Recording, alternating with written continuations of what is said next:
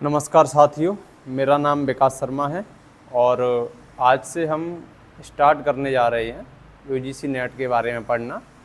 UGC net JRF की जो भी परीक्षाएं होती हैं जिनको एनटीए द्वारा संचालित किया जाता है, उन परीक्षाओं में किस तरह के क्वेश्चन पूछे जाते हैं, उसका एग्ज़ाम पैटर्न क्या होता है, सिलेबस क्या होता है, ये सारी चीज़ें हम आज डिस्कस करेंगे।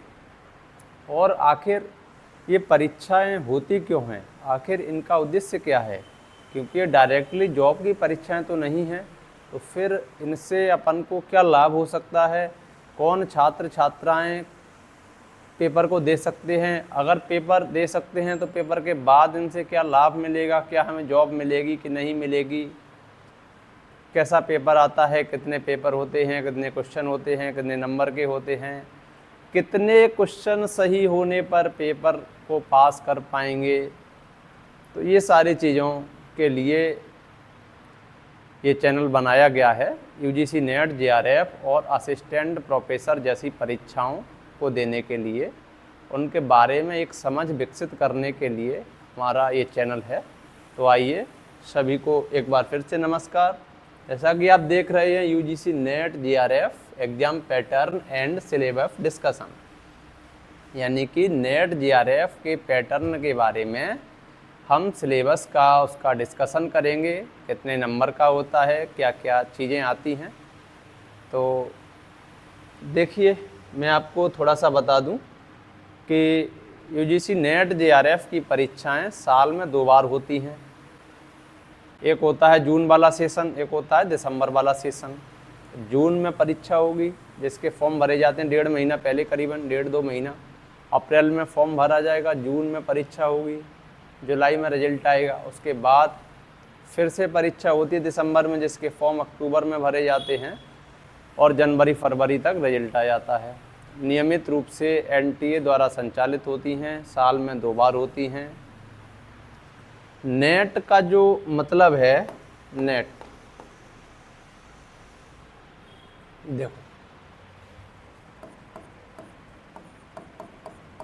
नेट है क्या। सबसे पहले तो बात यहीं से शुरू होगी, डायरेक्ट हम सिलेबस पे नहीं आएंगे। नेट है नेशनल एलिजिबिलिटी टेस्ट, यानी कि राष्ट्रीय पात्रता परीक्षा। किस चीज़ की पात्रता, पात्रता किस चीज़ की, पात्रता किसकी, एपी। एपी बोले तो असिस्टेंट प्रोफेसर, असिस्टेंट प्रोफेसर बोले तो हिंदी में सहायक प्राध्यापक। तो क्या कोई व्यक्ति नेट पास करने के बाद सीधा असिस्टेंट प्रोफेसर बन जाता है? जी नहीं। नेट एक पात्रता परीक्षा है, इसके बाद एक मुख्य परीक्षा होती है असिस्टेंट प्रोफेसर की, और उसके बाद इंटरव्यू वगैरह होते हैं। तो ये इस चीज़ का प्रमाण है, इस चीज़ का प्रमाण पत्र है, यदि व्यक्ति नेट को उत्तीर्ण कर लेता है कि आप अब असिस्टेंट प्रोफेसर के लिए एलिजिबल हैं। Now you can appear in the examination of assistant professor. तो मानदंड है ये एक।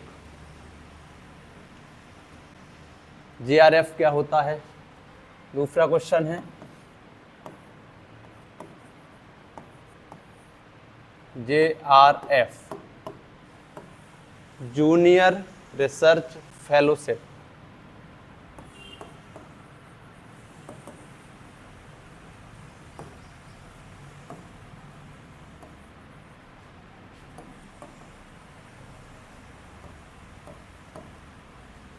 फेलोशिप, तो ये फेलोशिप किसे मिलती है, कितनी मिलती है, कब मिलती है, क्या नेट को उत्तीर्ण करने के बाद फेलोशिप प्राप्त कर सकते हैं, कौन देता है। तो ये सारे क्वेश्चन हैं, इन सारे क्वेश्चनों के आंसर हम इसमें जानने की कोशिश करेंगे। ठीक है,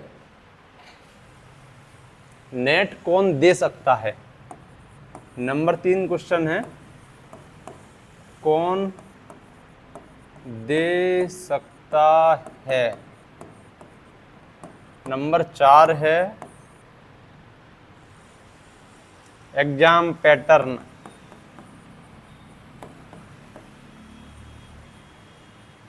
और इसके बाद सिलेबस। तो सिलेबस का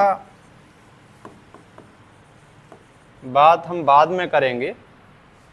इसके बाद जीआरएफ। तो देखो, सबसे पहले तो मैंने बताया आपको नेट एक पात्रता परीक्षा है। किसी भी स्टेट में एक होता है सेट। सेट अपने राज्यों का अलग अलग होता है। राज्यों के सेट को निकालने पर वहाँ की असिस्टेंट प्रोफेसर की परीक्षा में बैठ सकते हैं। नेट होता है नेशनल एलिजिबिलिटी टेस्ट, जिसको पास करने के बाद हम किसी भी राज्य की परीक्षा में बैठ सकते हैं। किसी भी राज्य की सहायक प्राध्यापक की परीक्षा में बैठ सकते हैं। ठीक है। और नेट कई सारे विषयों का होता है, जैसे कि सहायक प्राध्यापक या टीचर या प्रोफेसर जो भी बनोगे आप, तो हर विषय का अलग प्रोफेसर होता है। अब कोई हिंदी में है, हिंदी से उसने एमए किया है, मास्टर्स किया है, वो अंग्रेजी से तो नेट नहीं देगा। तो नेट कौन दे सकता है, इसमें बात करेंगे अपन। नेट का आधार होता है कौन दे सकता है। तो आधार नेट का होता है कि जिस विषय में कैंडिडेट ने पीजी किया हुआ हो, मास्टर्स किया हुआ हो, तो वो नेट देने के योग्य है। नेट दे सकता है वो व्यक्ति। जैसे हमारा हिंदी से रहा है तो हम हिंदी से नेट दिए हुए हैं। ठीक है। और हिंदी से रिसर्च कर रहे हैं। तो देखो, नेट कौन दे सकता है, जिस विषय में आपने पीजी किया हुआ हो। जिस विषय में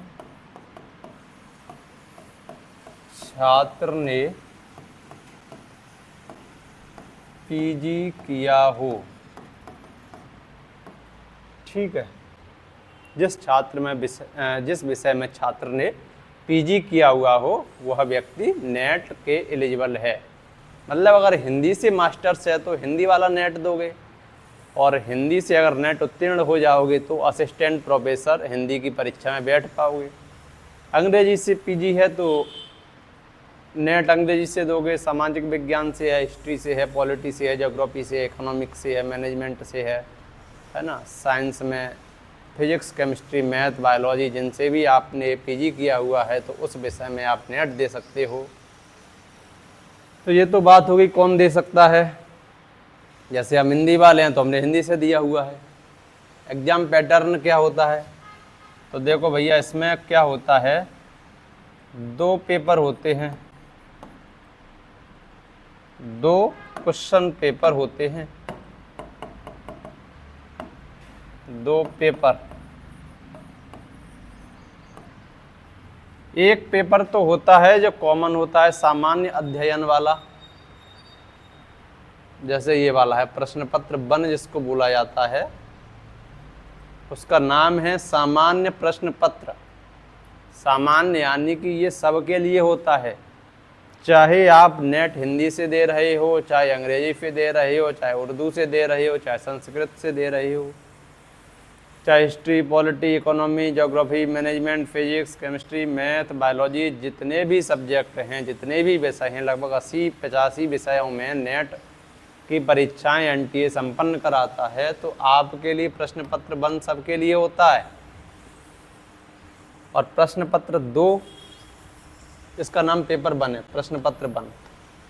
और पेपर 2 में जिस विषय से नेट दे रहे हो, हिंदी से दे रहे हो तो हिंदी वाला, अंग्रेजी से दे रहे हो तो अंग्रेजी के क्वेश्चन रहेंगे। पेपर 1 में देखो, पेपर 1, पेपर 2। पेपर 1 में 50 क्वेश्चन रहते हैं, पेपर 2 में 100 क्वेश्चन रहते हैं। पेपर 1 में 50 रहते हैं, पेपर 2 में 100 रहते हैं। और ये 50 क्वेश्चन, प्रत्येक क्वेश्चन 2 नंबर का होता है। प्रत्येक क्वेश्चन कितने नंबर का होता है? 2 नंबर का। प्रत्येक क्वेश्चन 2 नंबर का होता है, ठीक है। प्रत्येक क्वेश्चन 2 नंबर का होता है तो कितने नंबर हुए? 100।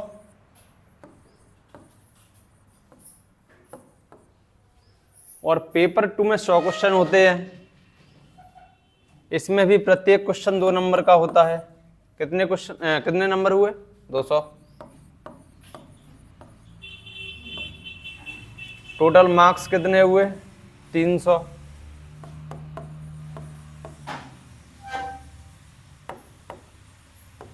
मार्क्स का पूरा पेपर होता है, चाहे आप हिंदी से दे लो, चाहे अंग्रेजी से दे लो, चाहे उर्दू से दे लो, चाहे फारसी से दे लो, ठीक है। 100 नंबर पेपर 1 के, 100 नंबर पेपर 2 के, और इसमें से मेरिट बनती है, कट ऑफ जाता है। अगर आप कट ऑफ के अंदर हैं तो नेट क्वालिफाई हो जाता है। यहीं पर बात आती है जीआरएफ की कि व्हाट इज जीआरएफ। जीआरएफ क्या होता है? तो जीआरएफ कुछ नहीं होता है, 2 कैटेगरी में कट ऑफ जाता है, या फिर नेट का गया मान लो 200, और अलग अलग विषय का अलग अलग कट ऑफ जाता है। मान लो नेट का जो कट ऑफ है वो गया 200, ठीक है। नेट का कट ऑफ है वो कितना गया? 200। तो जीआरएफ का जाएगा, मतलब एवरेज बताए दे रहे हैं 220, 215 या 218, मतलब 2 लेयरें होती हैं। इस कट ऑफ को पार करोगे, यहाँ वाली लेयर को, इस वाली लेयर को, तो आपका नेट पार होगा। थोड़ा सा और ऊपर होगे तो यहाँ पर जीआरएफ की लेयर है, ये नेट की लेयर है। इसमें फायदा क्या है जीआरएफ से? क्या जीआरएफ होने पर आप असिस्टेंट प्रोफेसर बन जाते हो? तो नहीं, ऐसा नहीं है। जीआरएफ से फायदा ये है कि अगर आपका जीआरएफ हो जाता है तो आपका नेट तो ऑलरेडी है ही, क्योंकि नेट तो उसी के अंदर आ जाता है ना, सबसेट है। ये जीआरएफ का गोला है 200 नंबर का या 220 का, और ये 200 नंबर का है, ये नेट है, ये जीआरएफ है। समझ गए? बिल्कुल क्लियर है। तो जीआरएफ के अंदर ही समाहित है नेट, तो जिसका जीआरएफ है तो नेट तो ऑलरेडी है। जीआरएफ में फायदा क्या है? जीआरएफ में फायदा ये है कि इसमें पैसा मिलता है, फेलोशिप मिलती है, ठीक है। और फेलोशिप कब तक मिलती है? 5 साल तक मिलती है। कब तक मिलती है? 5 साल तक, और ठीक ठाक मिलती है, अपना खर्चा चल जाता है, ठीक है। तो ये फायदा है कि जब तक कहीं और व्यवस्था नहीं हो रही है तो जीआरएफ के जरिए आप अपना खर्चा चला सकते हो, और 4-5 साल पर्याप्त होती हैं किसी भी व्यक्ति को अपना करियर बनाने के लिए। 4-5 साल में कोई बैकअप प्लान देख ही लेता है व्यक्ति। और ये मिलती कब है? क्या जीआरएफ होने के तुरंत बाद मिलने लगती है? तो नहीं, ऐसा नहीं है। जैसे आपका जीआरएफ का रिजल्ट आया तो उस दिन से नहीं मिलेगी, फिर आपको एडमिशन लेना पड़ेगा। कहाँ? पीएचडी में। पीएचडी में किसी भी विश्वविद्यालय से ले लो, चाहे स्टेट यूनिवर्सिटी से ले लो, चाहे सेंट्रल यूनिवर्सिटी से ले लो, आपको एडमिशन इसमें लेना पड़ता है। जब एडमिशन ले लेते हो तो डेट ऑफ एडमिशन या date of result of JRF, जिसकी भी डेट बाद में है, यानी कि मतलब आपके पास दोनों चीज़ें होनी चाहिए। जैसे आज आपने एडमिशन लिया और आज ही आपके पास जीआरएफ भी है, तो आपकी आज से ही फेलोशिप स्टार्ट हो जाएगी। अगर एडमिशन अभी ले लिया है, 1 साल बाद जीआरएफ निकलता है, तो उस दिन से हो जाएगी, ठीक है। चलो, ये तो सामान्य बातें हुई। अब बात करते हैं पेपर 1 की।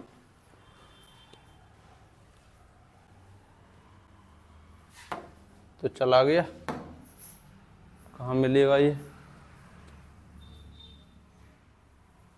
कहाँ मिलेगा? देखना इसको।